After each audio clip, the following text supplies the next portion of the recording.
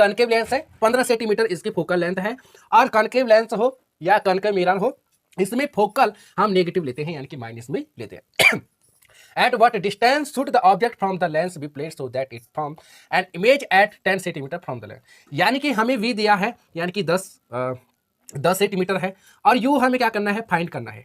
हमें क्या करना है, u हमें फाइंड करना है। Also find the magnification produced by the lens. अच्छा ठीक है, तो हमें क्या करना है, इसका एम भी निकालना है। मैग्निफिकेशन हमें क्या करना है, हमें निकालना है। और v हमारा 10 सेंटीमीटर है, कनकेव लेंस है, तो हम इसको भी माइनस में लेंगे, यानी कि नेगेटिव लेंगे। तो सबसे पहले हम लेंस फार्मूला लिखते हैं, 1/f इक्वल में 1/v माइनस 1/u। ये हमारे पास क्या है, एक ये हमारे पास आ जाता है क्या, लेंस का फार्मूला।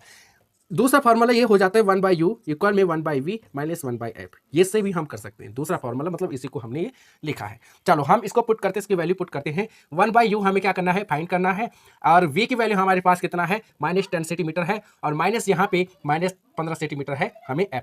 ठीक है, 1/u इक्वल में यहाँ से माइनस माइनस का क्या हो जाएगा, प्लस हो जाएगा, 1/-10 हो जाएगा, प्लस में 1/15। 10 और 15 का अगर हम एलसीएम लेंगे तो कितना आएगा, 30 आएगा। और 10 से 30 को अगर हम काटेंगे तो 3 टाइम्स में ये कटेगा, -3, यानी कि इसको ऊपर हम इसको भेज देंगे इस साइन को। ठीक है, यहाँ पे प्लस है, फिर यहाँ पे 15 टू जा कितना होगा, 30 हो गया, यानी कि 30 कितने टाइम्स में कट है, 2 टाइम्स में ये कट है, तो ये आ जाएगा हमारे पास 1/u।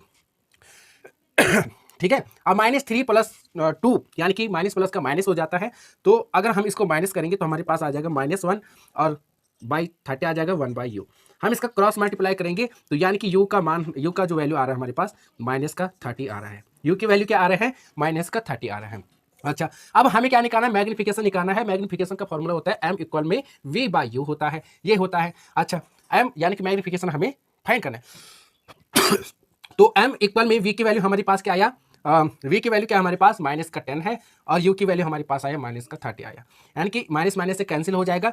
m इक्वल में आ जाएगा हमारा, यानी कि 10/30, और अगर इसको हम काटेंगे तो हमारे पास कुछ आ जाएगा 0.33, ये आ जाएगा 0.33।